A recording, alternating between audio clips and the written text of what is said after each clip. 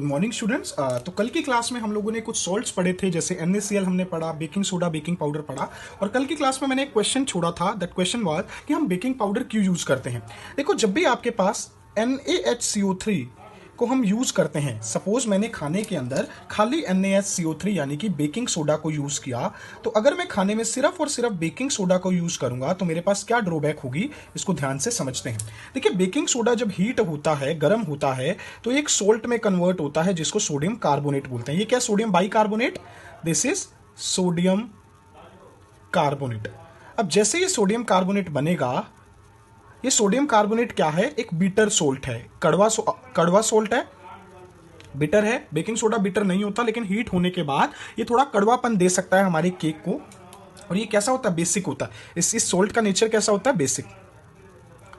अब ये कड़वापन ना हो, इसके लिए मुझे बेसिसिटी को दूर करने के लिए मैंने बताया था क्या डालना पड़ेगा, एक एसिड डालना पड़ेगा। तभी बेकिंग पाउडर को अगर आप टेस्ट करोगे वो थोड़ा सा खट्टा होता है, क्योंकि उसके अंदर टार्टरिक एसिड होता है। तो टार्टरिक एसिड क्या करेगा, इस एक्सेस कड़वे बेस को न्यूट्रलाइज कर देगा। तभी हम अपने केक में बेकिंग सोडा और बेकिंग पाउडर दोनों डालते हैं, ताकि टार्टरिक एसिड उस बिटरनेस को खत्म कर दे। अगर आपके पास बेकिंग सोडा घर में अवेलेबल नहीं है, बेकिंग पाउडर अवेलेबल नहीं है, तो आप baking soda plus tartaric acid को भी यूज कर सकते हो।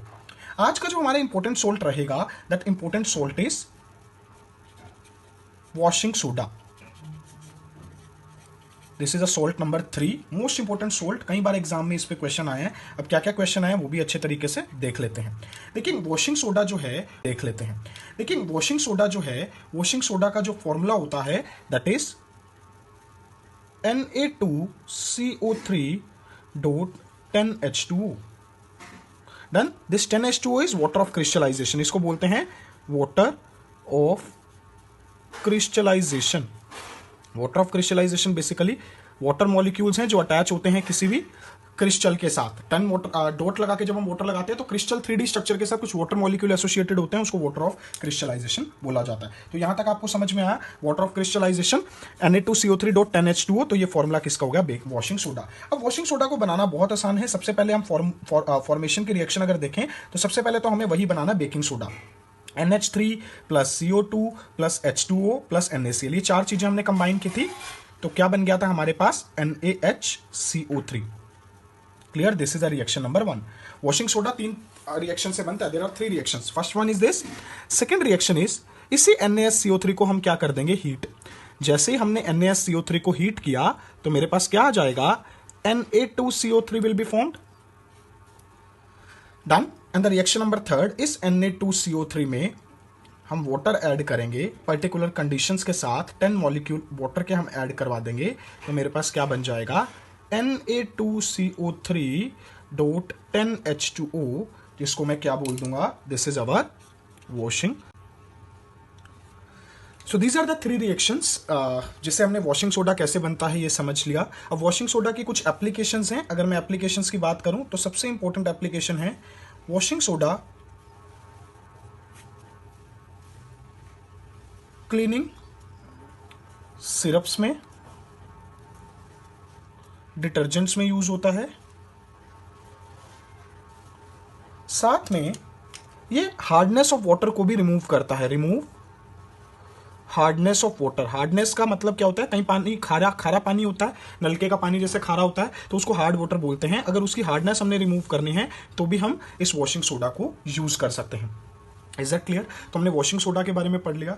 नेक्स्ट सोल्ट, हमने बेकिंग सोडा पढ़ लिया, कॉमन सोल्ट पढ़ लिया, वॉशिंग सोडा पढ़ लिया। नेक्स्ट सोल्ट जो हमने पढ़ना है, दैट सोल्ट इज NaOH। तो यहां पे लिख लेते हैं NaOH।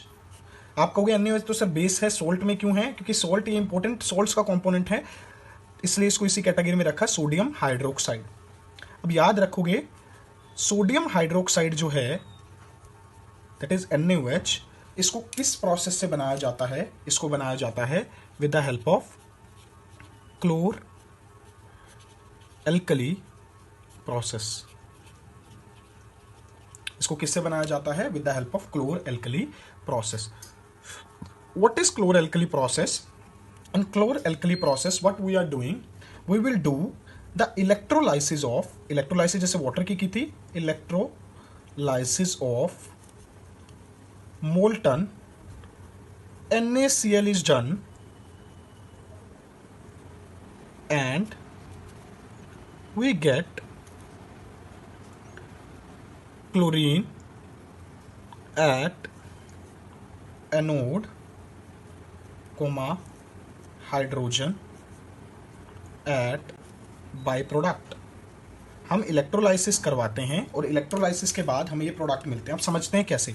मैंने किसकी इलेक्ट्रोलाइसिस का बोला कि किसकी इलेक्ट्रोलाइसिस हो रही है यहाँ पे, NaCl की, तो यहाँ लिख देते हैं NaCl, एरो के ऊपर लिख देते हैं इलेक्ट्रिसिटी। तो इलेक्ट्रिसिटी पास जब हम करवाएंगे, मोल्टन है क्योंकि NaCl, तो यहाँ पे लिख देता हूँ लिक्विड। जैसे हमने यहाँ पे इलेक्ट्रोलाइसिस इसकी करवाई साथ में water.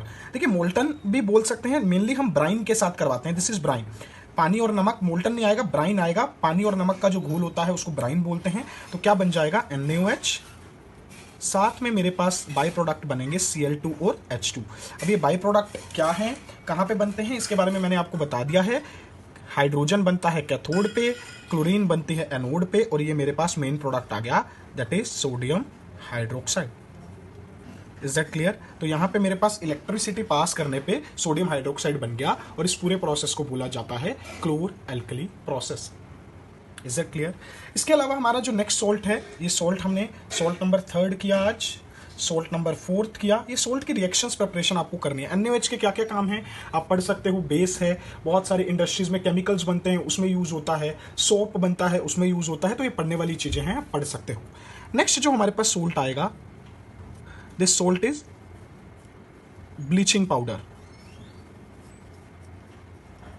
This salt is bleaching powder. अब ब्लीचिंग पाउडर क्या है, ब्लीचिंग पाउडर काफ़ी सारी इंडस्ट्रीज में यूज होता है ब्लीचिंग के लिए। जैसे हमारे पास कोई कपड़ा है, उसका कलर हमने रिमूव करवाना है, तो उसके लिए ब्लीचिंग पाउडर यूज करते हैं। ब्लीच करना मतलब कलर को रिमूव आउट करना। सो ब्लीचिंग पाउडर का फॉर्मूला होता है CaOCl2, इसको कैल्शियम ऑक्सीक्लोराइड भी बोला जाता है। क्लियर, मैंने आपको बता दिया कैल्शियम ऑक्सीक्लोराइड बोला जाता है। एक एक दो नंबर के क्वेश्चन इसमें से बनते हैं।